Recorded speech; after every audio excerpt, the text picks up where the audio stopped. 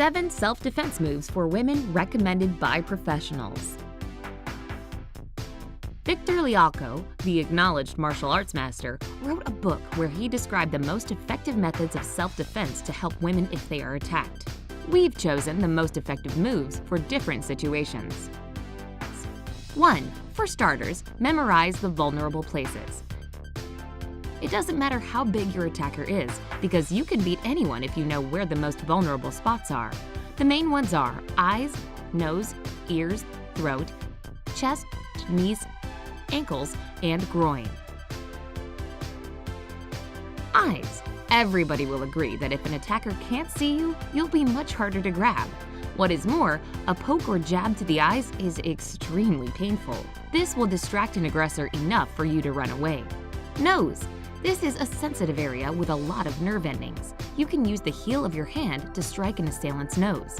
It'll cause enough pain if not to stop an attacker, then to win you at least some time to escape. Ears. If you find yourself in the position when the only body part of your attacker you can reach is his ear, don't hold back.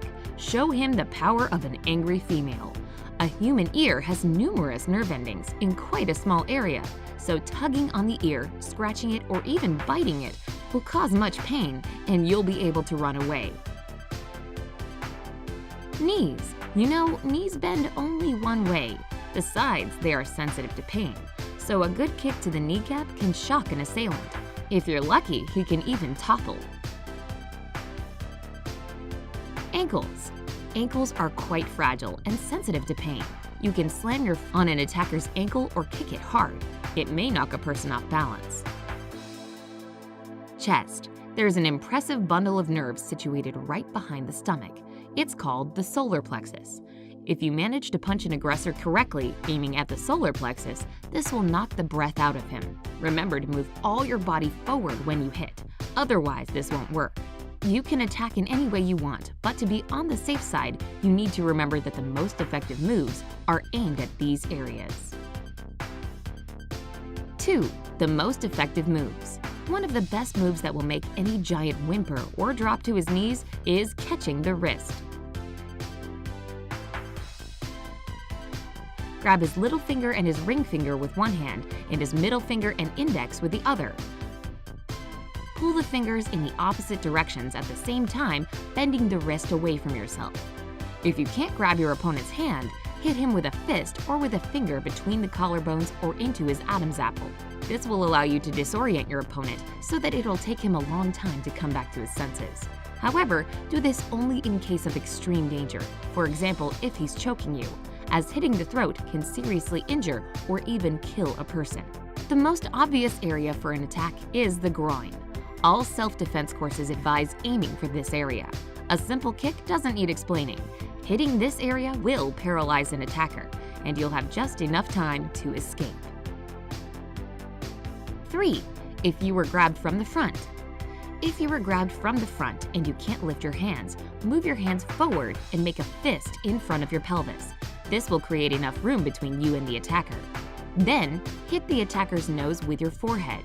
This will make him move away from you. Now, hit him in the groin with your knee. In cases where there's still some room between you and the aggressor, there's a way you can protect yourself using your palm. Straighten your left arm and hit the attacker on the chin and nose with your right arm. Then, hit him in the groin. This way, the attacker will be disoriented for a long time, and he won't be able to move. 4. How to free your hands. You can easily escape a stronghold if you remember the rule of thumb. Rotate your arm to the side of the attacker's thumb. If he's holding your arm tightly, rotate your wrist towards the thumb.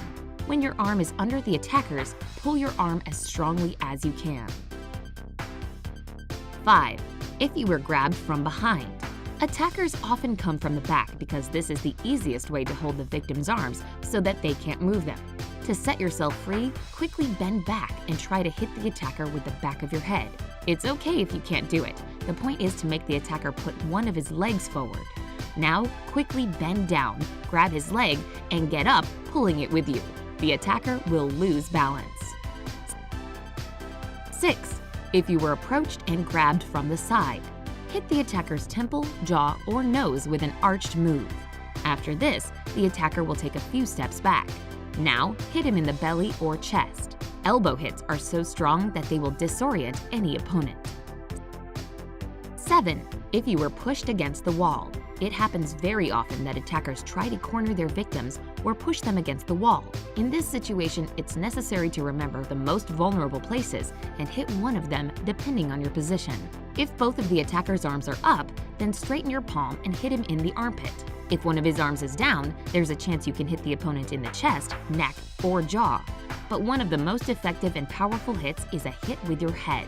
Squat a little to be lower than the opponent, then quickly jump up and hit him in the jaw with your forehead. This move will instantly disorient the attacker and give you a chance to escape. We hope you'll never have to use these moves, but if you do happen to find yourself in a threatening situation, remember the vulnerable areas. However, most of the dangerous situations can be avoided. Turn off your iPhone or iPod when you're in the street. Don't use earphones when you jog. Establish and protect your comfort zone. Don't allow strangers or anybody with a hostile or unfriendly attitude to approach you closer than, let's say, 5 feet. Make it a habit not to walk close to a building when turning the corner. Otherwise, you can get jumped.